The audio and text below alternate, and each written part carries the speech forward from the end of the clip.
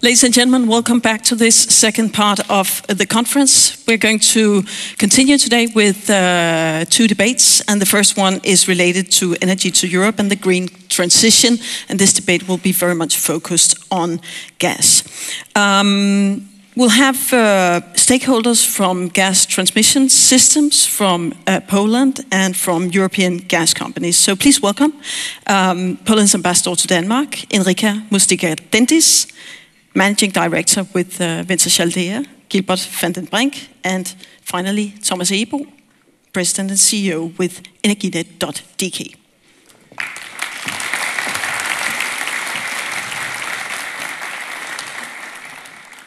And I think the Polish ambassador will begin with a short presentation of the Polish case, and then we'll continue the debate in these chairs afterwards. And you just please sit as close to me as possible. I'll have the purple chair, and you can take the blue ones. Gilbert, would you move a bit closer to me and take the vacant seat there?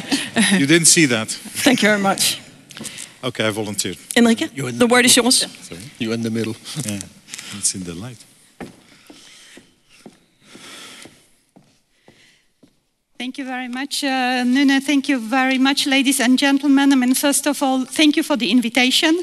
I should say to Martin Nesby and the team of Oil and Gas Denmark, it's really a pleasure to be here, and I'm pleased to see Poland highlighted as a study case during a gas and oil conference, because I think our example is a case in point for many of you. When talking to Danish audience, I usually start by saying that I'm not only the Polish worker here in Denmark, but that I also fight against some stereotypes about my own country. And one of those stereotypes is that Poland is only about mining. I sometimes use an even worse sentence saying, we're not really the black hole in Central Europe, as you might perceive us. But I should cut myself short. I was offered 5 minutes. So I should say, I would like you to bring back from this conference a very short message. First of all, Poland has been part of the global and European talks about green energy transmission and cutting CO2 emissions since the very beginning. Basically, since our economic and political transformation back in 1989, we have been cutting emissions and cutting the place of coal in our energy mix at the same pattern as Western Europe did. We have reduced the role of coal by 20% by now, and we want to go further. And the way of going further is via gas. For Poland, the road to green, I sometimes use the sentence, the road to green is via blue, so via gas.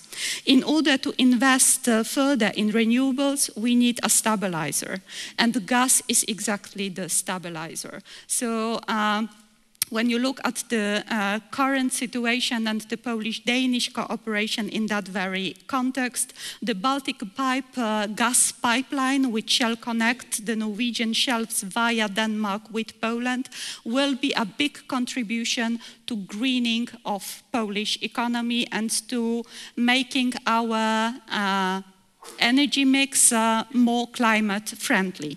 The climate impact of the Baltic Pipe will be 70 million tons of CO2 emission reductions, and its climate impact will constitute a share of 58% of Poland's 2030 target, which is 120 million tons emission reduction. We estimate, and this is probably a data which also is worth floating, we estimate that the Baltic Pipe project, by improving the air quality in Poland, can annually save 25,000 of people's lives. 25,000.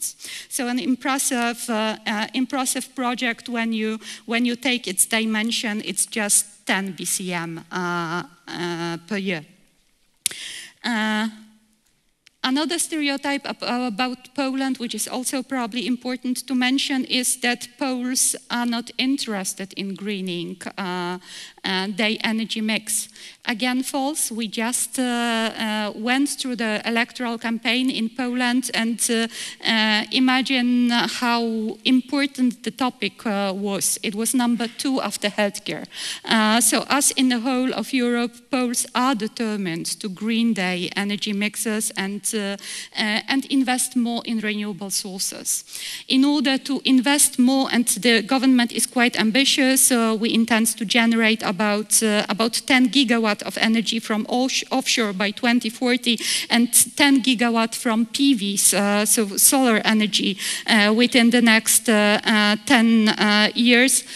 But in order to be able to do that, we need the gas as a stabilizer. So for Poland, gas is a bridge technology, important and crucial to survive and to be able to really phase out from the priority energy source, which is coal in our case. I'll just stop here and we'll begin to answer any questions you might have later on. Thank you very much. Enrique, come and join us. You said that Baltic Pipe, which Thomas is currently planning to build, is giving you a different position alongside with the LNG hopper you built in 2015. Can you just develop a little bit on the security issue here, because clearly there's a transition towards green energy in it, but there's also for Poland a very crucial security issue in it. Obviously, I mean, for Poland, the energy discussions for years and also up till now was mainly about security of supply. If you take our geographical location, being a country in Central Europe, surrounded by partners who have different agendas, let's say, in terms of energy development, we have learned to rely on indigenous sources, and in that sense, you won't be surprised that the coal has been the primary energy source, as this is an indigenous source. And obviously, as I said, we have started phasing out of coal at the same pattern, more or less, as Western Europe did in the early 90s or late 80s. The problem for Poland was the level of dependency.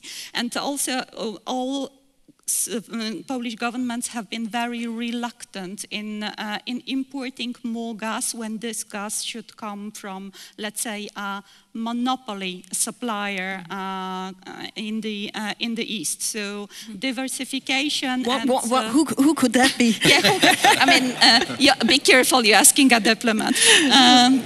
So for us, it was quite crucial to create a mix which would offer at the same time greening and security of supply. Therefore, the Baltic Pipe is so important because it will be the first pipeline which will guarantee security of supply for the whole of Central Europe. Because I mean, its dimension is beyond Poland only, which brings gas from another source, as did the LNG terminal, which is a much smaller project. It's 5 BCM.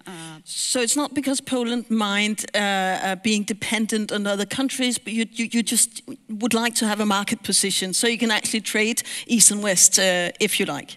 And we also would like to avoid a situation where energy sources become a political weapon, and we've seen examples of that in Europe before. Okay, so we're not getting any closer to that with the diplomat, and I'm completely happy with that answer. Just to make that clear, because that's maybe going to be a part of the political discussion later on. There are people who ask you, why do you need that blue bridge? Why can't you just change from black energy to green energy? I think this should be obvious in this audience. I understand everyone here in this room will know that the technologies are not ripe yet. We're not there yet, and Poland is not Denmark in terms of geographical locations. We don't have a Norwegian neighbor to stabilize our grid when necessary. I'm afraid that when you look at our part of Europe or the southern shore of the Baltic Sea, you will see that we're facing the same challenges most of the partners, including Germany, face. When it's blowing. It's usually blowing in the north, and we need the energy in the south, where the industry is located. And in that sense, gas is a very easy source because it's flexible, it's easy to store, and you can rebalance the grid whenever necessary. Okay. Well, Thomas Ebo, as I said earlier, you're currently planning to build the Baltic Pipe. So can you tell us a little bit about when you plan to be able to contribute to the Polish energy mix? Yes, I can. First of all, I would like to say also to Henrika that we've had a tremendously good cooperation with Poland on this project. And I also like in your intervention, you actually touch upon the three pillars of energy or energy policy. Things have to be secure, they have to be affordable, and they also have to move in a green direction. And I think this project definitely contributes to that. We are on a tight timeline because we have agreed to finalize this project by October 2022, and we are right now in the process of getting contracts on board with the suppliers of those who have to deliver the equipment and have to do the actual work, etc. We hope to begin actually the construction of this Baltic Pipe maybe sort of late next year, but most of it will take place in 21 and into 22. But we are still firmly set on this deadline, and I hope we will be able to meet it. And that will be primarily Norwegian gas, right? But will it be Danish gas in the long run, or I think it will, or how's that? It will mainly be Norwegian gas. But of course, once you have connected everything, precisely where the gas comes from is a different matter. But of course, this project is very big, also relative to the present Danish gas system. So it's designed for Norwegian gas, and we have to sort of hook up with the Norwegian system in the North Sea. Gilbert van den Brink, listening to the Polish case here, which is well known, how would your company, Wintershall Dea, develop itself in the light of this development in the coming years? Where we are now? Well, maybe I should take you back to the 90s, where one of our shareholders, BASF, decided to go for gas rather than oil and coal. That's a joint venture they set up with somebody. I'm not a diplomat, so I can say this, with Russian companies. That's been very successful. We transported the gas. We started to build together with other companies a great infrastructure, especially needed for Germany.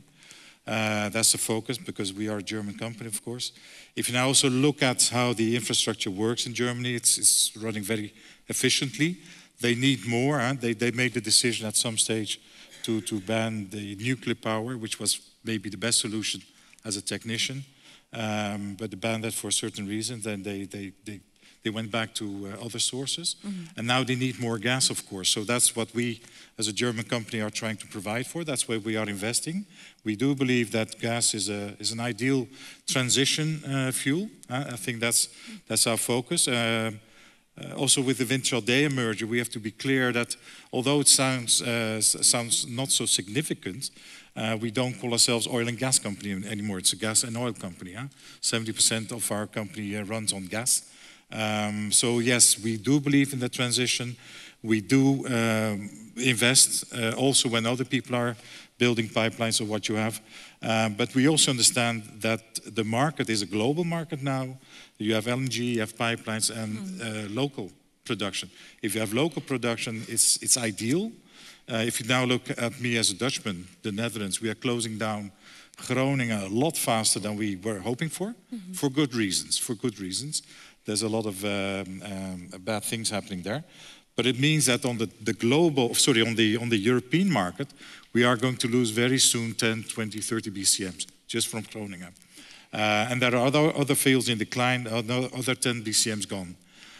So I do understand that we need to find sources from somewhere else. I also understand that Poland wants to have their own pipeline, of course, their own LNG plant. But the Norwegian gas was already part of the system that Germany was counting on. So as a German company, we now have to be inventive again. So, okay, where else can we get the gas from? And that's what we will be working on, because we do believe it's a very good alternative for the transition. Yeah. Because Thomas just spoke about this infrastructure development. Can you see any other developments that we need in Europe in order to be able to provide other areas with gas? Thomas, do you have anything to add there? Yeah, because I think we entered this debate talking about natural gas as a kind of transition fuel. But of course, in many countries, certainly in our country, politicians have already firmly set their eyes on, let's say, the ultimate goal of carbon neutrality. And the question there is, of course, what kind of role will the gas sector play in that future? Because natural gas is, after all, a fossil fuel.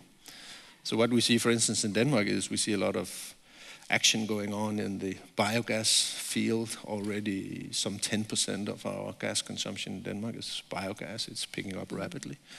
But I think looking further ahead, technologies such as hydrogen, for instance, hydrogen that can be produced from green electricity and used in itself, or for producing green fuels. We see that picking up very rapidly. But do you I think that is definitely going to be part of the future, and this may not necessarily be a very distant future. But do you see more pipes like Baltic Pipe being built all over Europe? Yeah, I think we could see pipes like that. But of course, when we talk about hydrogen, the question is what kind of infrastructure do we need for that? Yeah. There could be some hydrogen in the present infrastructure, but there would also probably need to be some infrastructure changes to actually accommodate hydrogen on a large scale. Yeah, but sitting next to a Dutchman, it's quite interesting. Yeah, go ahead. To take this theme we up. don't have Because it anymore. I think that the Netherlands and Germany, they are already rapidly advancing in the sort of hydrogen field. That's indeed the interesting part. You mentioned, are we going to build more pipelines? Well, for the moment, we will build pipelines or assist or invest if you know where the gas fields are. And I think that's the tricky part. If the gas fields are close to Europe, yes, you will build a pipeline. The carbon footprint on transporting in pipeline is very low, rather than bring it onshore, compression, what you have. But that's just a side remark. The other way of getting gas to Europe will be LNG. LNG is a very volatile market. You will see that China will grow a lot more. So the best price will go to, and the winner is China, most likely. I've worked in Brunei, Darussalam before, and it was very evident that the LNG we were making there with Shell at the time was all being sold to Japan. And when the nuclear power plants had a problem, everything that was planned to come to Europe, to the UK, never came to the UK. It all went to Japan more and more. And it's only recently that they've started to import LNG in the UK. So the LNG market is there. It's a very volatile one. The best price bid will get it, and the pipeline has some more security. But indeed, like you mentioned, because we have the pipeline infrastructure, it's not there only for the gas as we have it now. I mean, if we are taking it into the hydrogen level offshore, where you take electricity and make it into hydrogen, you could use that infrastructure again. And if you then look at the advantages of not opening up the world literally in everybody's street, you have a huge advantage already.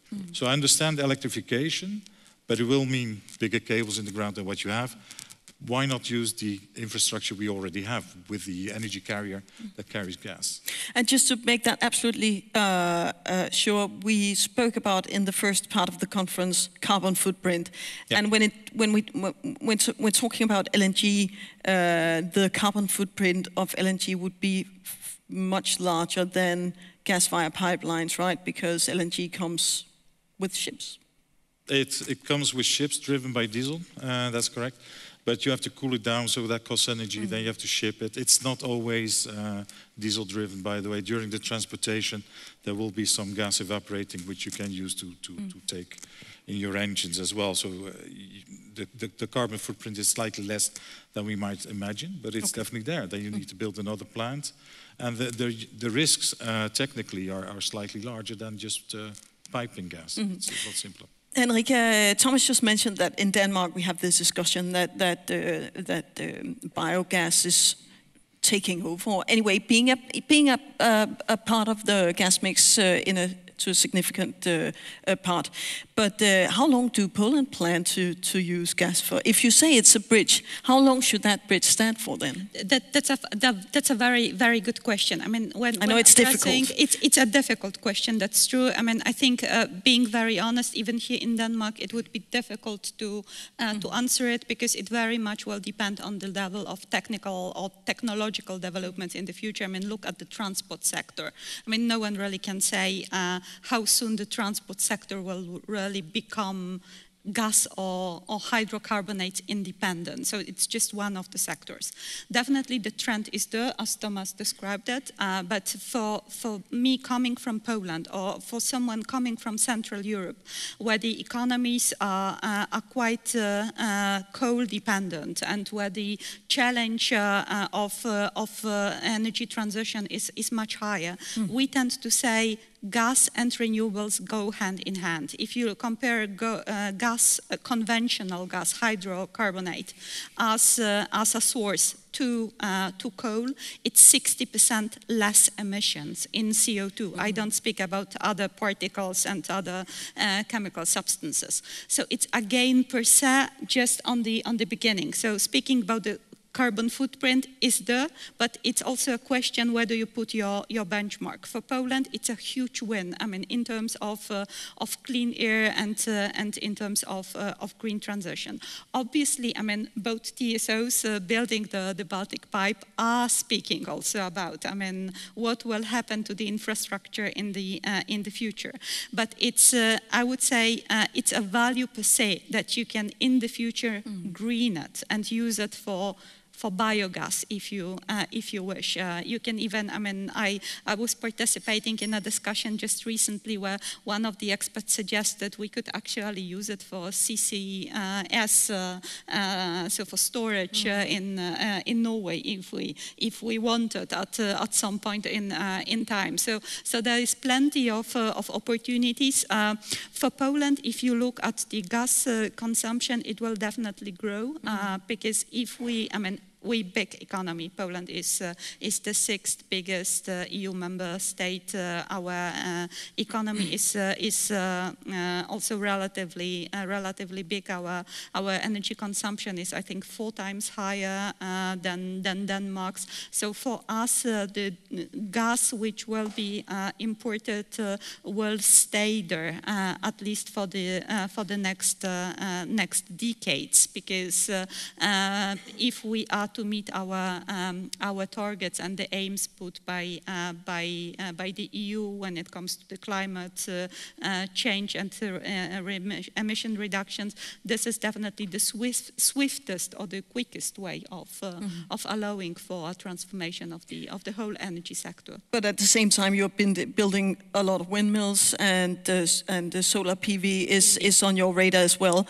And in that sense, I guess gas could be a part of the energy mix for the foreseeable future, basically, because you need an energy supply to support when the wind is not blowing or the sun is not shining. Or the sun is not shining. Yeah, exactly. Yes, that's exactly the case. Gilbert, sorry, Thomas, go ahead. I just wanted to say that I agree that this green transition will, of course, take time.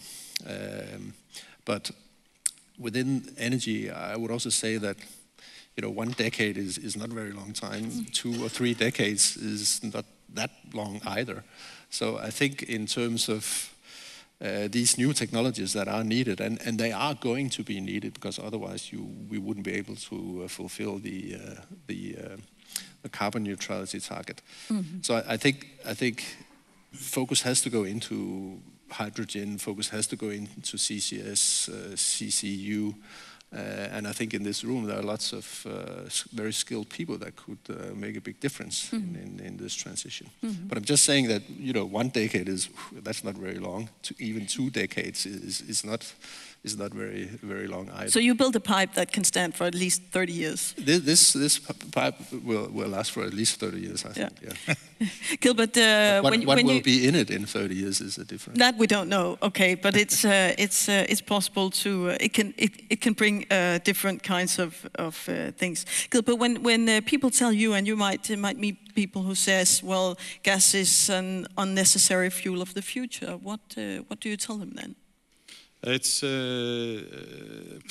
sometimes you feel like you're in the corner where everybody wants to hit you. That's for sure. Maybe it's because also the industry has taken it that far, of course. But I think we would gladly be part of the transition fuel for the future. But it also means that the political ambiance, if you want, in the world or in the local countries, has to be such that we can also build pipelines and still produce gas for that transition. It will stop at some stage, but it's the clearest transition fuel you can find. But it's not it's getting more difficult. If you're offshore, it's fine, nobody sees you. If you're onshore, you get a lot of people against it. So the Baltic pipeline going through the onshore part of Denmark will not be the easiest part. But if we can make clear from our perspective as an industry that it is in the benefit of, then hopefully that the people will understand. Maybe we're too late to get that understanding. We saw some people outside protesting today. They are the next generation, that's for sure, and they don't fully understand why we're doing this. So we need to get that across, and that's where we are now, I guess. But the politicians also need to not have the optimistic view or the view of these protesters who are the future. So look, these are the guys that are going to vote on me.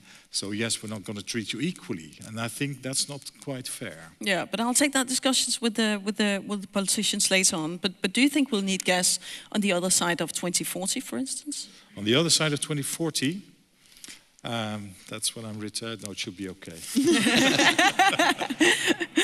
No, I think you will still need gas worldwide because we did mention the energy poverty. We are now talking about Europe. Europe is quite comfortable off. Holland has had gas since the 60s. We have probably the highest penetration of gas in the system. If we put in hydrogen, that's fine. We can cover that. But the rest of the world still has poverty. And I think those are the countries that we can happily provide gas with still. Okay, and just a final question for you before moving to the political debate here in Denmark, because there is a very clear social issue in Poland as well. I think in the southern part, in Silesia, you've told me there is about 100,000 jobs in the mining industry, and basically these guys will lose their jobs in the long run. So, so how to make sure that Poland sort of gets through this transition in way that doesn't cause social unrest? I think I can just pick up where my colleague stopped saying. I mean, this energy poverty and the just transition issue is not only, let's say, something happening outside Europe, it's also a European phenomenon. In a country like Poland, where the mining sector has a strong tradition and where for 200 years quite many jobs were depending on that, you need a way out of that, which would be socially supportable, sustainable, if you wish. This definitely will be a challenge for the government, each and every. We think not only for Poland but also for other countries in Europe. We should discuss this issue in the context of the next financial perspective of the EU, and globally. Poland was heading the COP24 conference in Katowice last year. Many of you have been there.